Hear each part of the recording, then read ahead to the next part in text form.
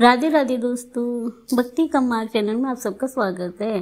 भाई दूज की पावन कथा। जब यमराज ने रोक दी मृत्यु, कार्तिक मास शुक्ल पक्ष की तृतीया तिथि भाई दूज। विशेष कथा। बहुत समय पहले धरती पर एक महान ऋषि की कन्या रहती थी। उसका नाम था यमुनावंती। वह अत्यंत रूपवती, स्नेहमयी और धर्मपरायण थी। उसका हृदय अपने बड़े भाई यमराज के प्रति गहरा श्रद्धा और प्रेम से भरा रहता था। यमुनावंती रोज भगवान सूर्यदेव की पूजा करती और मन ही मन यही कामना करती, हे प्रभु, एक दिन मेरे भाई यमराज मेरे घर आए, मैं उन्हें अपने हाथों से भोजन कराऊं, तिलक लगाऊं और उनकी लंबी आयु की प्रार्थना करूं। परंतु यमराज मृत्यु के देवता अपने कर्म में इतने व्यस्त रहते कि कभी अपनी बहन से मिलने नहीं जा पाए। साल दर साल बीत गए, पर बहन का मन अपने भाई की तरह राह निहारता ही रहा। यमुनावंती की तपस्या और स्नेह से प्रभावित होकर भगवान सूर्यदेव ने यमराज से कहा, हे यम, तुम्हारी बहन यमुनावंती वर्षों से तुम्हारी प्रतीक्षा कर रही है। उसका हृदय तुम्हारे स्नेह से भरा है। आज कार्तिक शुक्ल द्वितीया का दिन है, जाओ अपनी बहन से मिलो, उसका मन तृप्त करो। यमराज ने आदरपूर्वक कहा, प्रभु, मैं मृत्यु का देवता, मेरे जाने से किसी के घर का मंगल अशुभ में बदल जाता है। तब सूर्यदेव मुस्कुराए, यम, आज का दिन शुभ है।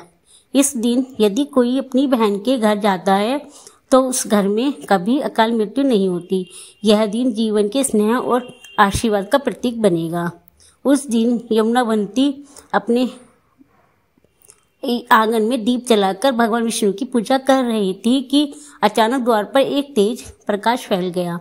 जब उसने देखा तो सामने स्वयं यमराज खड़े थे, स्वर्ण रथ पर सवार। आनंद के आंसू की आंखों से झर पड़े। वह दौड़कर भाई के चरणों में गिर पड़ी। भाई, आज मेरा जीवन धन्य हो गया। कितने वर्षों से तुम्हारी राह देख रही थी। यमराज ने बहन को उठाया, स्नेह से गले लगाया और कहा, बहन, आज मैं तुम्हारी स्नेह से बंध कर आया हूँ।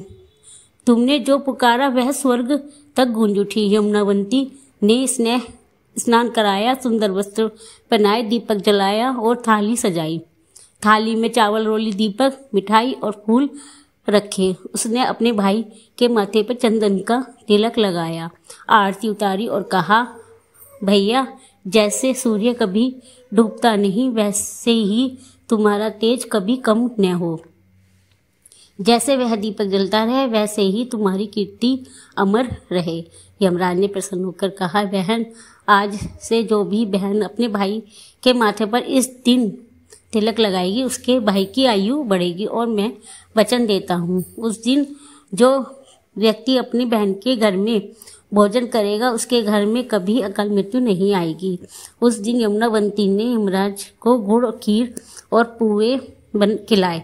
यमराज ने बहन को स्वर्णभूषण उपहार स्वरूप दिए और वरदान दिया, आज का दिन तुम्हारे नाम से जाना जाएगा।